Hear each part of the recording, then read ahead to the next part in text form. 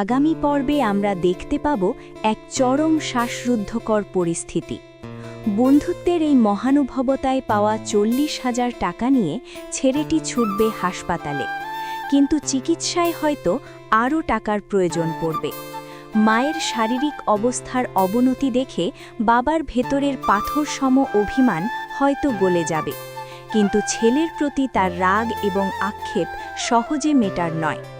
ছেলেটি নিজের ভুলের জন্য বাবার কাছে ক্ষমা চাইলেও পরিস্থিতি তাকে বারবার মনে করিয়ে দেবে যে কিছু ভুল চাইলেও সহজে শুধরানো যায় না।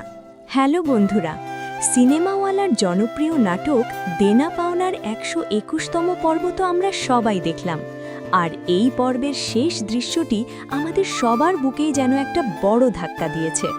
অ্যালেন শুভ্র যখন তার মায়ের চিকিৎসার জন্য নিজের বসের কাছ থেকে 50 লাখ টাকা অ্যাডভান্স নিয়ে আসে, তখন তার বাবা ডাক্তার এজাজুল ইসলাম তাকে একটি ভয়ঙ্কর সত্য জানান যে খালিদ সাহেবের কোম্পানিতে সে চাকরি নিয়েছে এবং যিনি এই টাকা দিয়েছেন তিনি অন্য কেউ নন, তিনিই হলেন অ্যালেন শুভ্রর জন্মদাতা পিতা। এই পরিচয় পাওয়ার পর ছেলের যে তীব্র প্রতিক্রিয়া তা আগামী পর্বের জন্য এক বিশাল কৌতূহলের জন্ম দিয়েছে। তাহলে আগামী 122তম পর্বে কি হতে যাচ্ছে? প্রথমত আমরা দেখতে পাবো এক চরম ইমোশনাল কনফ্রন্টেশন। অ্যালেন শুভ্র কোনোভাবেই তার এই আসল বাবাকে মেনে নেবে না।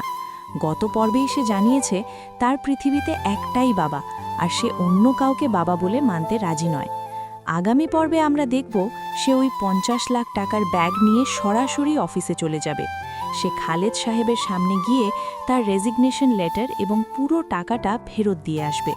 খালেদ সাহেব হয়তো ছেলেকে কাছে পাওয়ার জন্য কান্নায় ভেঙে পড়বেন, অতীতের ভুলের জন্য ক্ষমা চাইবেন, কিন্তু ছেলে তার সিদ্ধান্তে অটল থাকবে। সে প্রমাণ করে দেবে যে জন্ম দিলেই বাবা হওয়া যায় না, বাবা হতে গেলে যে দায়িত্ব পালন করতে হয় সেটা তার পালক বাবাই করেছে। দ্বিতীয় সবচেয়ে বড় প্রশ্ন হলো, মায়ের চিকিৎসার টাকার এখন কি হবে?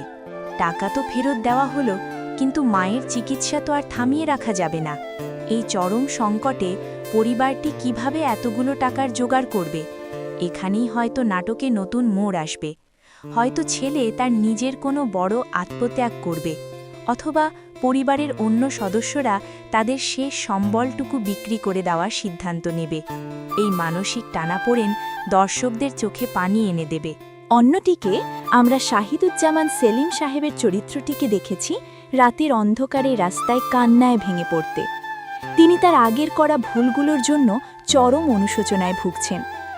আগামী পর্বে খুব সম্ভবত তিনি এই পরিবারের বিপদের কথা জানতে পারবেন, আর নিজের কৃতকর্মের প্রায়শ্চিত্ত হিসেবে তিনি হয়তো গোপনে এই 50 লাখ টাকার ব্যবস্থা করে দেবেন, যাতে কেউ বুঝতে না পারে যে টাকাটা কোথা থেকে এসেছে।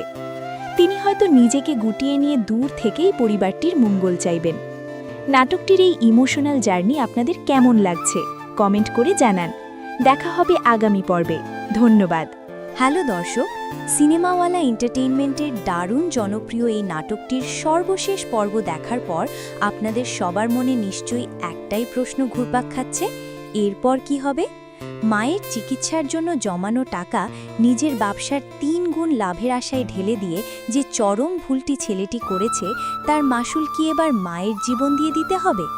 আমরা দেখেছি মায়ের অবস্থা যখন ক্রমশ খারাপের দিকে, তখন অনুশোচনায় দগ্ধ ছেলেটির পাশে এসে দাঁড়ায় তার সেই বন্ধু, যে নিজের জমানো শেষ 40,000 টাকা মায়ের চিকিৎসার জন্য নিঃস্বার্থভাবে দিয়ে দেয়।